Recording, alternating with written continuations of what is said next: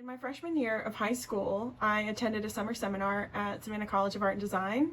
I became aware of the combination of art and function.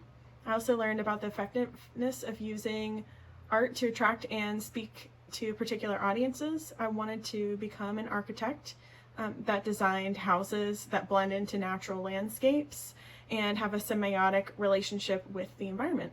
In 2001, following the 9/11 terrorist attacks, musicians churned out all kinds of politically charged music.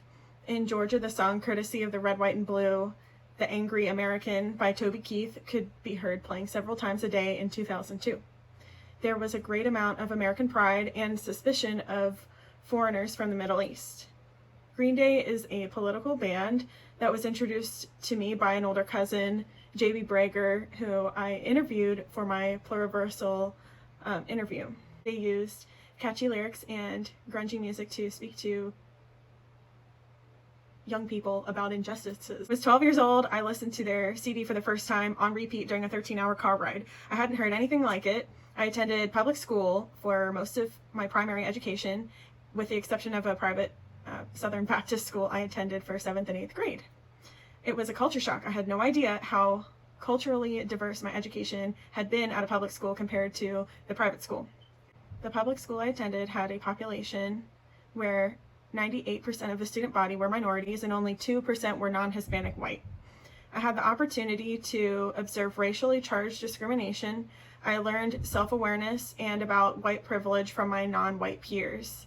I was incredibly fortunate to befriend individuals from a variety of cultural backgrounds and socioeconomic statuses. I've been inspired by postmodernism, impressionist artists such as Monet and Degas, who are inspired by everyday people as opposed to royal or wealthy individuals.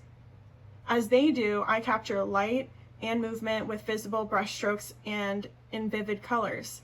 I feel inspired by social causes, mental health in particular. Frida Kahlo inspires me to journal and process my feelings with artwork. As Kahlo does, I use symbolism consistently throughout my work. I do my best to keep up with the current events. I've been inspired by police officers who work in finding missing and exploited children in America. Just yesterday, I listened to and read an NPR transcript, and in it, the U.S. Surgeon General Vivek Murthy declared a mental health crisis among teenagers. He said suicide attempts were 51% higher for girls and 4% higher for boys this year compared to 2019. This got my attention and inspired me to want to create a Fluxus video that would help bring awareness to this crisis. Giving space for discussion, relevance, and validity of feelings in relation to discrimination is very important to me. I'd like to call attention to vulnerability because it is human and can support mental health. I've been influenced by the human tendency to only put positive things on social media. It has been detrimental to our mental health as a society because it is a lie and it makes people question why they don't look like an Instagram model, when the truth is the Instagram model doesn't look the same in real life as they do on social media, and it calls into question one's worth. Children and teens don't stand a chance against the constant stream of lies manufactured by professionals. I want to tell the truth with my art through great design and intention. Life experience and calling into question my own worth have played roles in shaping my own art and design values. When I was a freshman in high school, I attended a summer seminar at SCAD, and I came across art and design, and I'm defining design as art designed with intention, and that could be a specific message, or it could be for the sake of communicating with a particular audience. I'd like to think that I work from reality, and everyone has their own perspective, and everyone's living in their own version of reality. Painting, woodworking, puppetry, ink, you name it, I'll try to make something out of it. I like to use found objects. I like to upcycle things. And I sometimes take photos of what I've made or share what I've made on social media.